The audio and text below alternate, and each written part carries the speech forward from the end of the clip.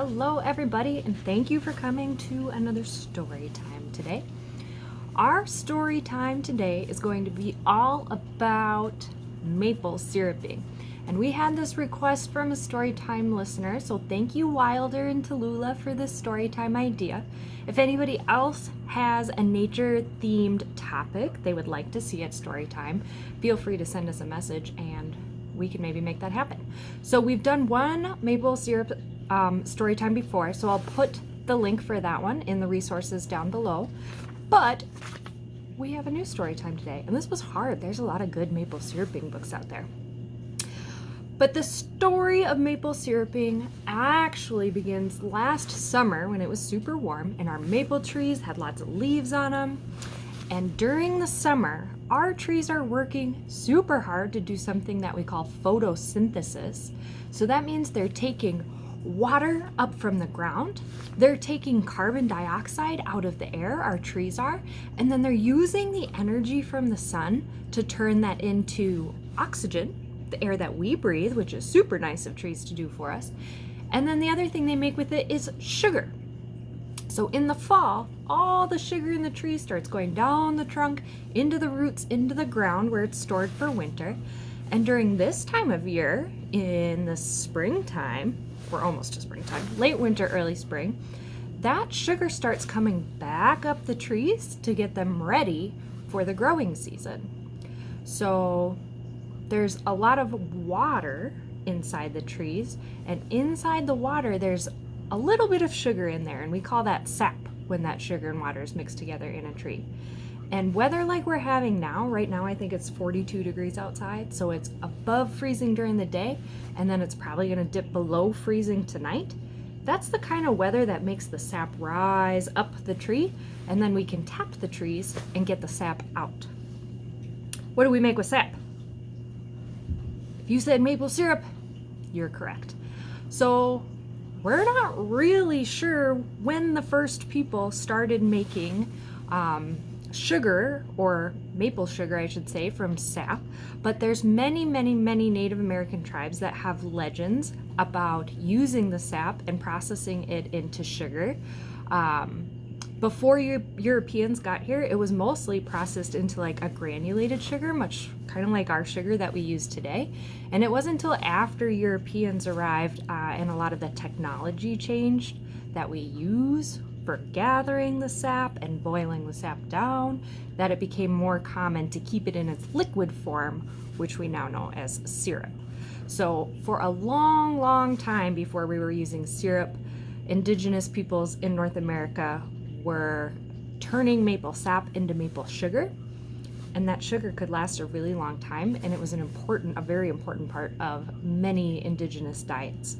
So long history of maple syruping in this country. So the story we're going to read today is called Sugarbush Spring. And the term Sugarbush comes, and you might still hear that term today if your family collects maple syrup or maple sap and boils it into maple syrup. Where people go to do that, they often call the Sugarbush. A long time ago, Native Americans would set up a temporary camp in the spring that they called Sugar Camp when they were processing maple sap into maple sugar. So that's kind of where that term comes from. So our story is called Sugarbush Spring, and it was written by Marsha Chall and illustrated by Jim Daly. In the month of the maple sugar moon, the snow's too wet for angel making. Icicles rain from Grandpa's porch roof, and something is stirring in the woods. It's Sugarbush Spring. Grandpa hitches Rosie and Jack to the cutter. My fingers peek out of my jacket. No mittens today. And Rosie nuzzles my hand for a treat. So that must be Rosie, and that's Jack. Maple candy tomorrow, I promise her. She stomps and twitches and jingles her harness bells. I wave to Grandpa, but he pulls me up next to him. This year you come with me, he says, and then hands me the reins. Rosie and Jack know the way. I bounce the reins on their rumps as light as Grandpa would. Sugar time, Rosie! Hee up, Jack, he calls. Into the woods we slide, under branches that hold up the sky. A crow puffs out his satin chest. Caw! Caw! Caw! The sun blinks on tree-striped snow. Where's the sugar, Grandpa? Inside the trees, he says, feeding them, helping them grow. The trees give us their extra.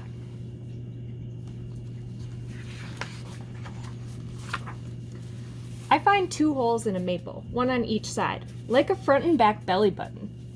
Last year's taps, Grandpa tells me. We'll open new ones this year. Tap, tap, tap. There's one. Tap, tap, tap. Then the other. I hang a pail beneath each of them and wait. The sun side spills first. Ping, ping, dripple, dripple, dripple. She's running, Grandpa, I shout. Grandpa half fills a jelly jar with sap. Spring tonic, he says, then sips and passes the jar to me. I squint my eyes into microscopes. You ever done that? No bugs, no specks, ice clear.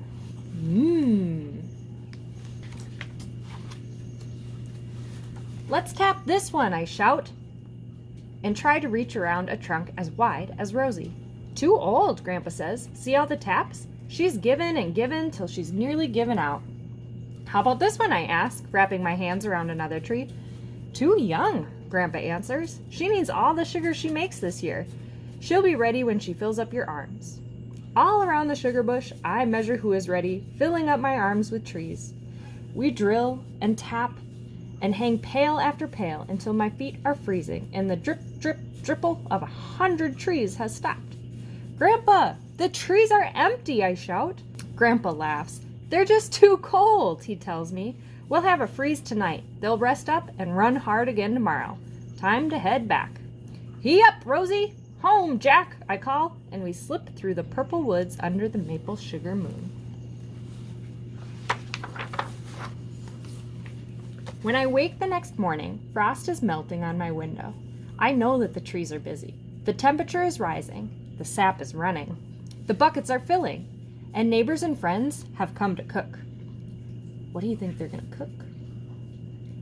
Grandpa gives us jobs. Mama and Dad drive Rosie and Jack through the sugar bush to gather the sap from our buckets. Donna Mae washes last year's syrup bottles. I polish them sparkly. Grandma makes chicken and dumplings to feed our hungry crew.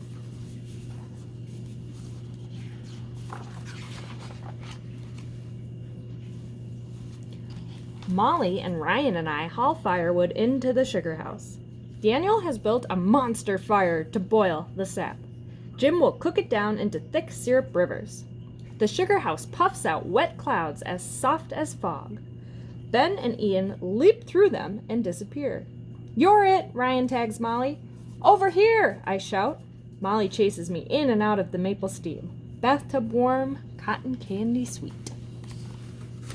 So the sap that they took out of the trees is mostly water. Out of an average maple sugar tree, the sap is about 98% water and 2% sugar.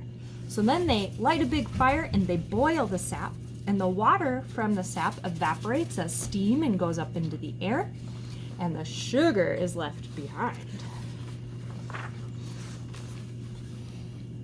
Already the sugar house smells like pancakes. Is it syrup yet? I asked Jim. Too soon, he says, and taps the thermometer. Should be 219 degrees. 7 degrees to go. I keep my eye on that thermometer. 215, 216. The bubbles creep higher, swelling to the top of the pan. There she blows, I yell. Jim flicks in a drop of cream, and the sap settles right back down, dark and gleaming. A watch pot never boils over, he tells me. The silver needle jumps. 218 degrees. The sap boils into fine golden bubbles. 219! Jim pours a caramel bubble from his long tin scoop. We've got syrup, he shouts.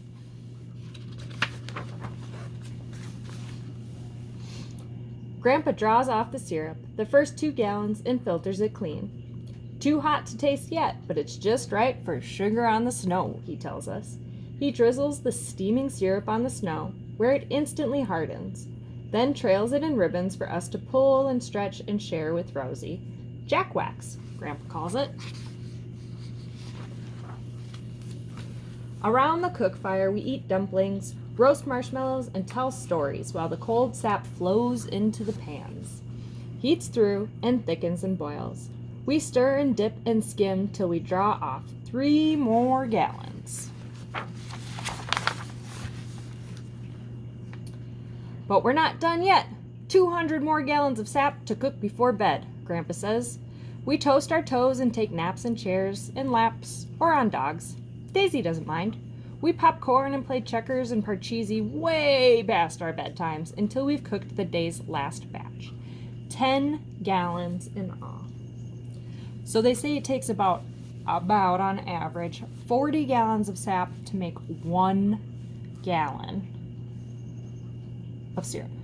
So if they've made 10 gallons of syrup, that means they started with 400 gallons of sap. Grandma and Grandpa fill the bottles with syrup, hot gold in gallons and quarts and pints. We seal them tight and lay each bottle on its side to cool. At last. We are done for the day. Grandpa sets the first bottle in place on the windowsill, next to the first bottle of last year's syrup, and the first bottle of each year before that. Bottles colored like fall leaves, yellow and honey and bronze. A fine light amber, fancy grade, Grandpa declares, of this year's batch. There's room in the pantry for plenty more, enough for a whole year of pancakes, maple cream, and candy, then still some to sell. Enough till next year, when the woods stir and Grandpa and I again fill our arms with trees.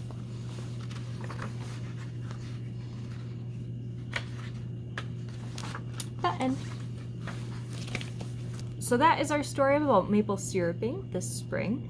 I encourage you, and I'll put some resources down below if you want to learn more about maple syruping. There's a recipe in there for you to make maple syrup candy at home, whether that's from store-bought maple syrup or your own maple syrup. And then there's also some links to different maple syrup festivals that are going on. Even if you're not going to look at those, check with your local, especially state parks, maybe even city parks. A lot of parks this time of year have maple syruping programs that are great family programs to bring your kids to, and they can see how it works. You can try some maple syrup, and it's super fun. Maybe if you're really lucky, you're going to eat some pancakes. So check out those resources down below, and we'll see you again soon for another story time. Bye-bye.